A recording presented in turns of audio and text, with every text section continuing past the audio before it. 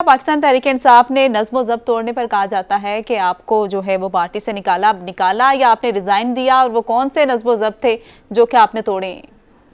क्या कहेंगी? मेरे ख्याल में ये सवाल आपको इमरान खान से पूछना चाहिए, क्योंकि गालिबन कुछ उनकी जो मुर्शिद हैं उनकी शान में पता नहीं क्या गुस्ताखी हो गई थी कि उन्होंने कहा कि नजरियाती कारकुन को तो बिल्कुल तुम पार्टी से निकाल दो। तो आपको पता है खास जो है वो उनके मशवरे के बगैर तो बिल्कुल कुछ करते नहीं है, तो इसलिए फिर हमें बली पे चढ़ा दिया गया। If I am not wrong, आप फरमाइएगा कि आप जो है शुरू के दौर के मेंबर्स में से थी, एम आई राइट? जी,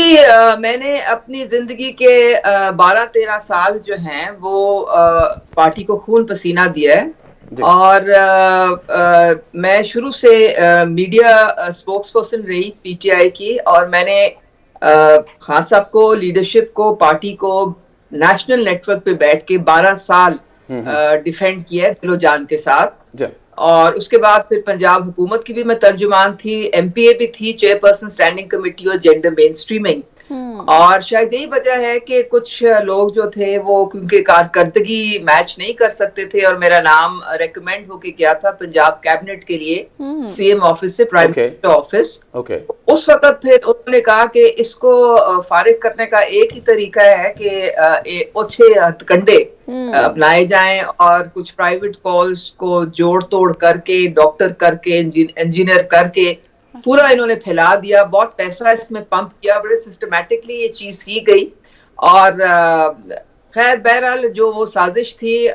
मुझे गिला सिर्फ इमरान खान से है कि उनको कम से कम, उनको पता था, वो मुझे अपना स्टार और फाइटर कहते थे, उनको चाहिए था मुझे कम से कम 2 मिनट बुला के पूछ तो लेते, बीबी ये क्या हुआ था, जरा बात बताओ, ये क्या माजरा है। नहीं तो शायद वो इंसाफ दे सकते अपने कारकुनों को। बहरहाल उन्होंने जो था अपना उस वक्त तरजीह दी कि अपना बिल्कुल इग्नोर कर दें, और उनकी बेगम जो थी उन पे हावी हैं, आज भी हावी हैं, तो फिर उसका तो मैडम वो नाजायज काम करवाने वाली वो कौन सी बात थी जिसमें वो खान साहब से आपने कहा था कि वो फाइल साइन करवाती हैं, और ये भी कहा था पोस्टिंग और ट्रांसफर्स के लिए 10 लाख जो हैं वो भी उनके अकाउंट्स में जाते हैं, इस मतलब क्या कहेंगे? देखिए ये बातें सारी जो है ये बाद में जुबान ज़दे आम हुई। जो मेरी लीक इन्होंने ऑडियो कॉल की थी उसमें इस तरह की कोई गुफ्तगू नहीं थी। उसमें सिर्फ एक मेरे पे पॉइंटेड सवाल, चूंकि वो एक साजिश थी, वो रिकॉर्ड किया जा रहा था, क्योंकि उसमें 30% मेरी अपनी बात थी और 70% जो था वो डब किया गया था। तो मुझे पूछा गया था कि जी हम तो पहले पीटीआई के साथ थे, लेकिन अब हमें कहते हैं कि जी खान साहब जो हैं वो उनको कंट्रोल उनकी वाइफ करते हैं। तो मैंने कहा भी उनकी वाइफ है, उनको सवाब दीद है, अगर वो उसको उनकी बात मानते हैं तो ठीक है। तो वो उनको अगर वो समझते हैं कि जी मैं घर आता हूँ, उनको मेरे चेहरा देख के पता लग जाता है मैं कितनी प्रॉब्लम से सारा दिन गुजरा हूँ, तो उनको सुकून मिलता है, तो अच्छी बात है। तो फिर पूछा गया कि जी उनको कैसे पहले से पता चल जाता है, तो मैंने कहा जी उनके पास रूहानी ताकत है। अब ये वो नैरेटिव था जो कि मुझे बताया गया कि इसको हम किल करने की कोशिश कर रहे हैं, कि वो तो बिल्कुल घरेलू खातून हैं, वो तो अल्लाह लोग हैं, वो तो सियासत से उनका कोई ताल्लुक नहीं है। बाद में खुद ही फिर आपने वो अरसलान बेटे की खुद ही आपके सामने ये देखे ना, मुकाफाते अमल है, वो खुद ही ऑडियो लीक आ गई कि अरसलान बेटा ट्रेंड क्यों नहीं चला रहे हो, और अगर हमारी कोई करप्शन की बात करता है उसको गद्दारी के साथ जोड़ दो, और फरा बेटी की जो है तुमने इस तरह डिफेंड करना है, और ये करना है और वो करना है। तो ये अल्लाह ताला के काम है कि जब आप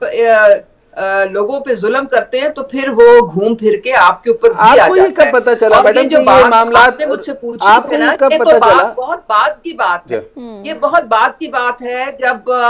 हम इख्तलाफ बहुत बढ़ गए थे। और उस वक्त मैंने नहीं कहा, ये तो आपके जो आसिम मुनीर साहब जो उस वक्त DGIS थे, वो सारी करप्शन की फाइलें लेके गए थे खान साहब के पास, और उन्होंने कहा था कि आपका सीएम का जो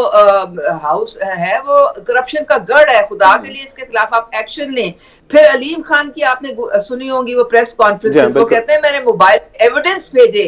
कौन सा मिनिस्टर है इनकी पंजाब कैबिनेट का जो नहीं गया खान साहब के पास और जिसने नहीं शिकायत लगाई बुजदार की? लेकिन वो वसीम अकरम प्लस जो था वो उस पे जनाब वो बुशरा बीबी का वो कैंडिडेट था, मैडम ये तो फरमाइएगा, मैडम ये फरमाइएगा